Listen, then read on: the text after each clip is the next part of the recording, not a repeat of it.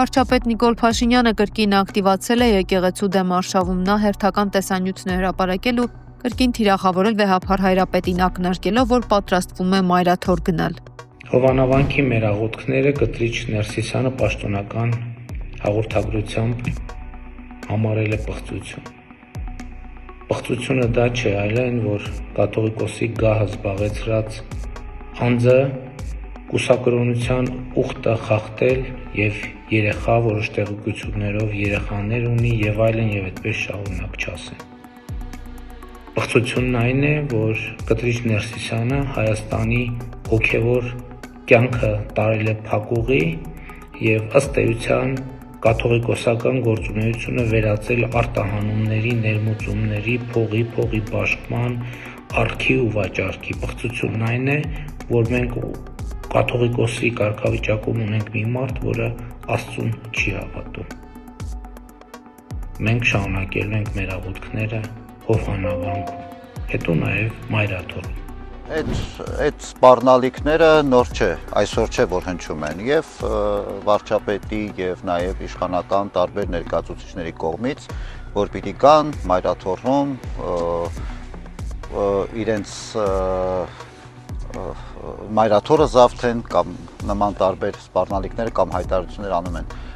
Բնականաբար այս ամեն ինչը եւ ժողովրդավարության սահմաններից դուրս է, եւ օրինականությունից դուրս է, եւ որևէ առողջ բանականությունից դուրս է։ Ես չգիտեմ այդ հայտարարությունների հիմքում կամ այդ հայտարարությունները իրենց հոգեվոր զգացումների եւ ապրումների մեջ ինչպես են հիմնավորվում, բայց համենայն դեպս նման հայտարարությունների հիմքում որևէ հոգեվոր եւ անկեղծ զգացումներ ես չեմ տեսնում։ Ադրբեջանական Կալիբեր այս պորտալը հեղում անելով իշխանական աղբյուրներին հայտնել է, որ նախագահ Իլհամ Ալիևը չի նախատեսում մասնակցել 2026 թվականի մայիսին Երևանում կայանալիք Եվրոպական քաղաքական ընկերակցության գագաթնաժողովին։ Աղբյուրի ձևակերպման բարձր մակարդակով այցն առանց ստորագրված պայմանագրի եւ առանց գործնական մեխանիզմների գործարկման կարող է կեղծ տպավորություն ստեղծել գործընթացի ավարտվածության մասին։ Կալիբերազը տարիներ շարունակ հանդես է գալիս որպես Բաքվի իշխանական քարոզչության խոսափող եւ նման հրապարակումները սովորաբար արտացոլում են հենց Ալիևի վարչակազմի պաշտոնական տրամադրությունները։ Այստեղ ուղերձը հստակ է, Բաքուն չի համարում խաղաղությունը կայացած եւ ակնարկում է, որ Փաշինյանը դեռ տնային աշխատանք ունի կատարելու։ Խաղաղության պայմանագրի ստորագրման ուղղությամբ մեկնաբանել է քաղաքագետ Սուրեն Սուրենյանցը։ Մինչ Փաշինյանը ներսում եւ դրսում ներկայացնում է հաստատված խաղաղության պատրանքը, Բաքուն շեշտում է, որ առանց իրավական հիմքի խաղաղության մասին խոսելն ինքնին ստեղծում է կեղծ տպավորություն գործընթացի ավարտվածության մասին։ Սա ոչ թե դիվանագիտական զգուշավորություն է, այլ քաղաքական շանտաժ, որի նպատակն է պարտադրել Երևանին ընդունել Բաքվի թելադրած պայմանները։ Միաժամանակ Բաքուն ձևավորում է այն ընկալումը, թե խաղաղության գործընթացի հնարավոր ձախողման պատասխանատվությունը մնում է բացառապես Երևանի վրա։ Ըստ էության Ալիևն այժմ Փաշինյանի համար ստեղծում է նախընտրական պաուզա եւ կոմֆորտ, որպեսզի վերջինս առանց արտաքին սրացումների անցկացնի ընտրությունները։ Սակայն այդ հանգիստը լինելու է ժամանակավոր։ Բաքուն անպայման փորձելու է գինը պահանջել ընտրություններից հետո, արդեն պայմանագրի ստորագրման կամ պարտավորությունների կատարման փուլում։ Այսպիսով Ալիևը պահպանում է ճնշման լծակները, ժամանակավորապես ստեղծելով խաղաղության պատրանք, որը ընտրություններից հետո կարող է վերածվել նոր պարտադրանքների եւ պահանջների շղթայի։ Ադրբեջանցիները վստահեցրել են, որ Հայաստան գալու հետ կապված որևէ խնդիր չունեն լրագրողների հետ զրույցում հայտարարեց ազգային ժողովի նախագահ Ալեն Սիմոնյանը։ Նրա խոսքով Հայաստանն ակնկալում է, որ բոլոր այն երկրները, որոնք մշտապես մասնակցել են Եվրոպական քաղաքական համայնքի գագաթնաժողովին, Երևանում նույնպես կմասնակցեն։ Ազգային ժողովի նախագահը կոչ արել ժողովրդին պատրաստ լինել ադրբեջանական պատվիրակությունների այցին Հայաստան։ Սիմոնյանը հույս ունի, որ Ալիևը եւ Էրդողանը կգան Հայաստան։ Ով ասեց, եթե իմ գործընկերն ինձ ասում են, գիտես, մենք Եվրանեստին չենք մասնակցում, որովհետեւ կազմակերպությունների այդ կազմակերպության հետ եւ տարբեր խնդիր կա, բայց մենք մեծ սիրով կմասնակցենք, ուրեմն պատրաստ եղեք, հարգելի լրագրողներ, հարգելի ժողովուրդ։ Ադրբեջանական պատվիրակությունները այցելելու են Հայաստան, հայկական պատվիրակությունները այցելելու են Ադրբեջան, իհարկե կան հարցեր, որոնք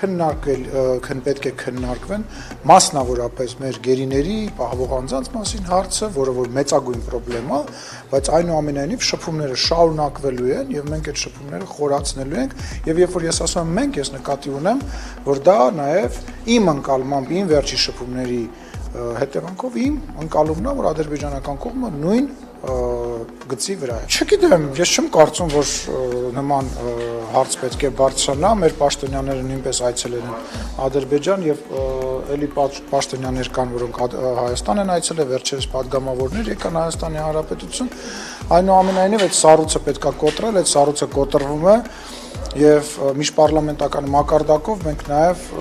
հանձնառու ենք այդ խնդիրը շատ ավելի խնդիրը շատ ավելի արագ լուծենք։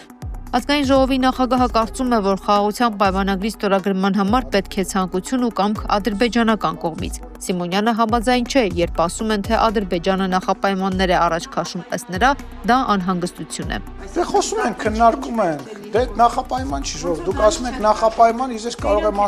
կարող եմ ասել, որ դա անհանգստություն է։ Այսինքն դուք այդ ձևակերպումը չեք տալիս, բայց իրականում այն ինչի մասին դուք խոսում եք, դա ադրբեջանական կողմի չեմ ուզում կտրուկ բաներ ասեմ անհանգստությունն է, հա, որովհետև իրանք անհանգստանում են։ Ինչի համար են իրանք դա ուզում։ Իրանք դա ուզում են նրա համար, որպեսզի այսպես ասած թղթերով ամեն ինչ ճիշտ լինի, թղթերով ամեն ինչ բան լինի, ֆիքսված լինի, որտեղ կյանք է, կարող ամեն բան լինի, որպեսզի ապահովագրեն, որ վաղը մյուս օրը նոր պատերազմի առիթ չի լինի, որը իրականում լավ ցանկություն է։ Այլ հարց է,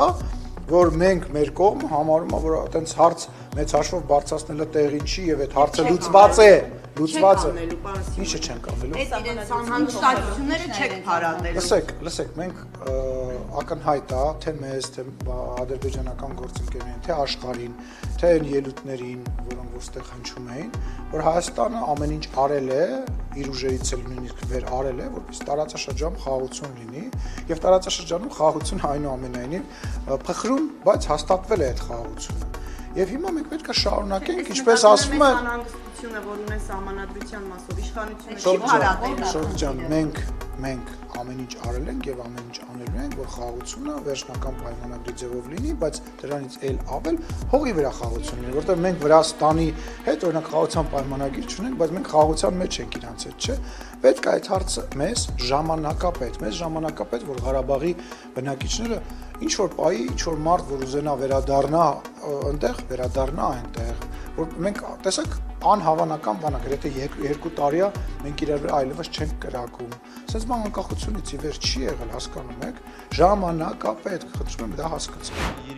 Հայաստանն ու Ադրբեջանը ներկայումս սովորում են ապրել խաղաղության մեջ, քանի որ անկախություն ձեռք բերելուց հետո երկու երկրներից ոչ մեկը խաղաղություն չի տեսել, այնուամենայնիվ մենք խաղաղություն հաստատելու գործընթացում ենք։ Պատերազմ հայտարարելը շատ հեշտ է, քանի որ այն ենթադրում է արյունահեղություն, ավերածություններ եւ այդ բոլոր սարսափելի բաները, սակայն այս ժամանակահատվածում խաղաղություն հաստատելը եւ խաղաղ պայմաններում ապրելուն սովորելը չափազանց դժվար է, ասել է Ալիևի օգնականը։ Իսկ Ահազանգեզուրի միջանցքի շինարարական աշխատանքներն Ադրբեջանի եւ Հայաստանի սահմանին մոտենում է ավարտին, ասել է Ադրբեջանի նախագահի օգնական Հիկմետ Հաջիևը։ Ադրբեջանի նախագահի հանձնարարականների համաձայն երկրում հավատարմագրված դեսպանատների եւ միջազգային կազմակերպությունների ղեկավարները այցելում են Մեխակավանի եւ Կովսականի շրջաններ։ Նրանք ծանոթացել են Զանգեզուրի միջանցքի ադրբեջանական հատվածի շինարարությանը։ Դիվանագետներն այցելել են նաեւ Հակարիի երկաթուղային կայարան, որը Զանգեզուրի միջանցքի մաս է կազմում։ Պատվիրակության ուղեկցում էր Ադրբեջանի նախագահի օգնականը։ Ադրբեջանը տեղում բարդ աշխատանքներ է իրականացնում տարածաշրջանային տրանսպորտային եւ լոգիստիկ կապ հաստատելու համար, հավելել է Հաջիևը։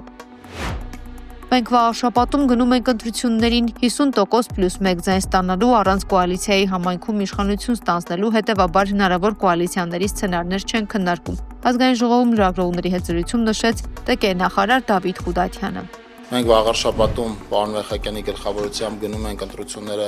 հաղթելու ճանապարհով, քարոզարշավի առաջին 9 օրը ամփոփել ենք եւ մեր բոլորի տպավորությունը այդպեսին է, քաղաքացիները ջերմ դիմավորում են պարոն Մեխակյանին, մեր թիմին, իսկ այն վերաբերվում է այն ձևակերպմանը, թե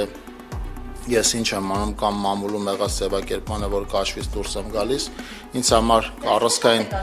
համար առանցքային կարևորություն կա քաղաքացիական պայմանագիր կուսակցության ցանկացած տեխնացուի հաղթանակը եւ ես փորձում եմ նպաստել այդ հաղթանակին, իհարկե օրենքով սահմանված կարգով եւ այդ նպատակով նաեւ երկուշաբթի օրվանից արձակուրդում եմ գնելու երկու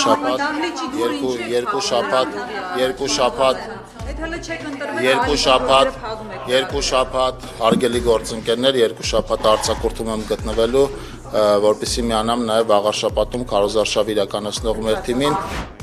Տավուշի մարզում սահմանազատման հետ կապված այս պահին որևէ գործընթաց չկա, հայտարարել է Տավուշի մարզպետ Հայկ Ղալումյանը։ Հիմա կոնկրետ ոչ մի աշխատանք չկա, ոչ մի գործընթաց։ Սահմանազատման գործընթացը 1.5 տարի է տեղից չի շարժվում, թեև անցած տարի Տավուշի հատվածում այն տևեց մոտ 1 ամիս։ Այնքանով որ արվել է, հիմա կոնկրետ ոչ մի աշխատանք չկա, ոչ մի process գործընթաց չկա։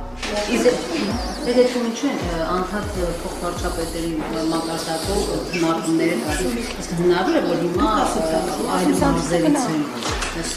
Ես Ժորժան, ես նկատի ունեմ, որ կոնկրետ Տավուշի մարզում ես պատասխանատու եմ Տավուշի մարզի համար։ Իհարկե փոխվարչապետերի մակարդակով կար այդ քննարկումը լինի, բայց կոնկրետ Տավուշի մարզում գործընթաց չկա որևէ դրա հետ կապված, այդ նկատի ունեմ։